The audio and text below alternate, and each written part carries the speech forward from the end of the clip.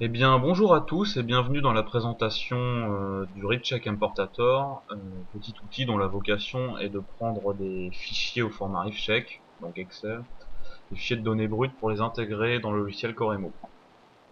Pour les besoins de la démonstration, je vais vous présenter l'environnement de travail qui est composé d'une part du logiciel Coremo installé avec une base déverrouillée, parce que la première fois qu'on lance le logiciel, généralement on nous demande une clé d'authentification que j'ai préalablement rentrée.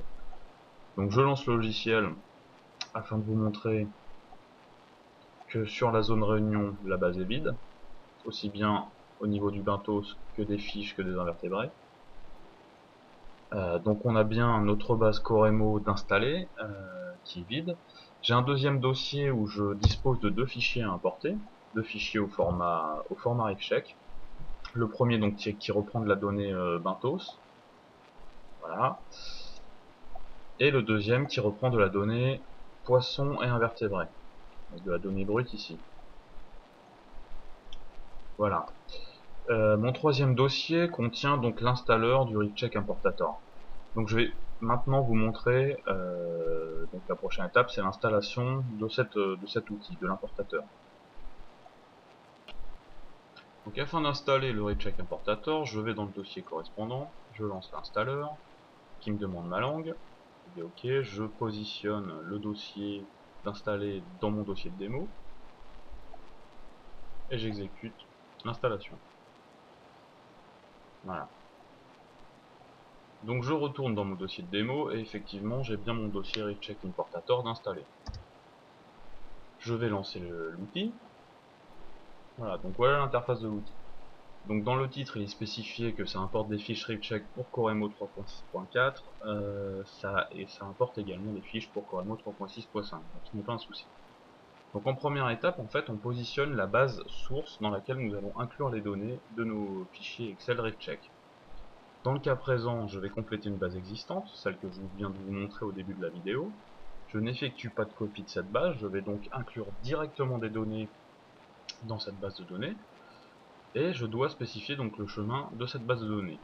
Je sélectionne, donc je vais dans mon dossier de démonstration, retrouver mon Coremo, et à ce moment-là, il faut sélectionner le dossier data de Coremo qui contient la base de données.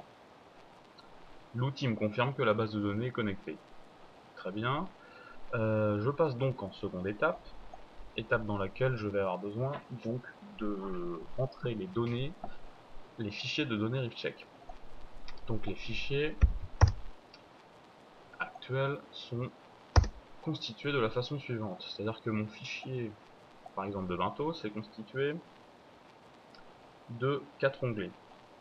Étape importante dans le processus d'importation, je vais avoir besoin de ne conserver que les données du premier onglet, sous la forme actuelle. Et c'est une étape qu'il faut effectuer à chacune des fiches que vous allez importer. Donc je prends mon fichier de Bentos, je sélectionne les données brutes, soit par le biais de la souris comme je viens de le faire, soit en cliquant là directement. Je vais copier l'ensemble en utilisant CTRL-C. Voilà. Je crée un nouveau fichier Excel dans lequel je colle les données que je viens de copier. Voilà. Je vais enregistrer ce nouveau fichier au format XLS, surtout pas au format XLSX, donc on reprend le format XLS.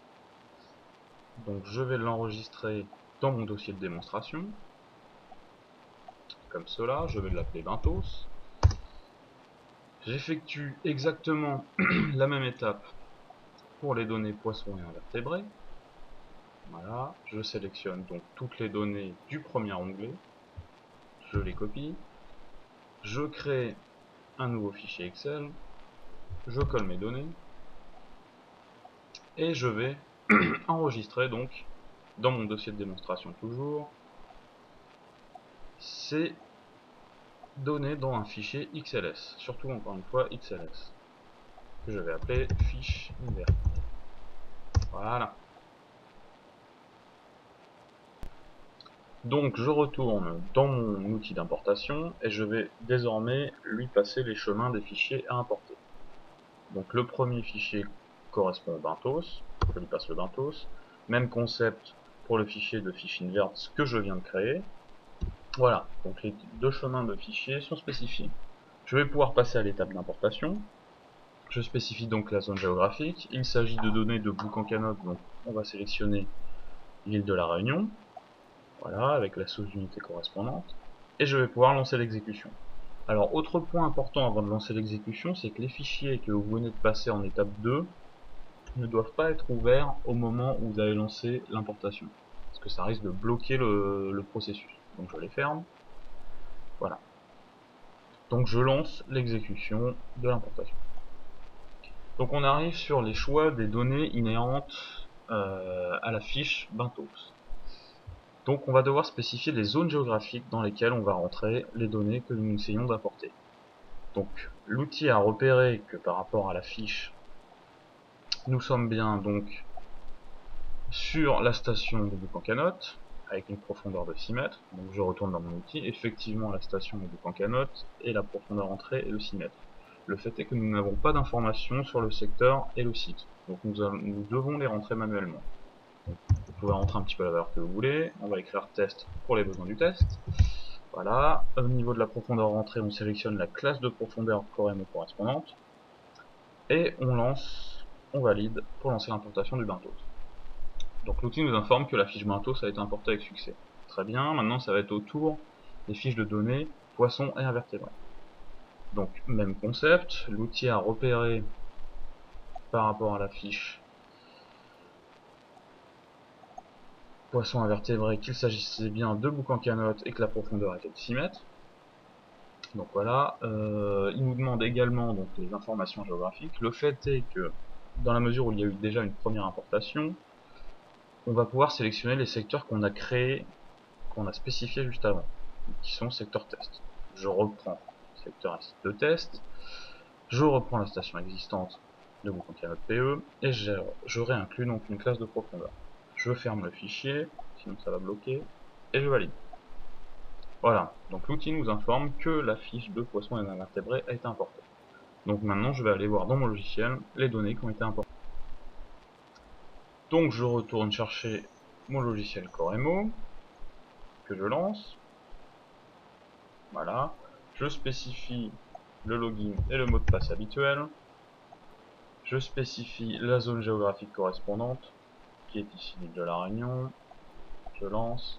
Et donc je vais aller voir dans le Bentos, et nous avons bien notre entrée qui a été créée, sur les bonnes coordonnées, informations géographiques, pardon, le secteur, le site de test, Boucan-Canotte, avec la tranche de profondeur qui va bien.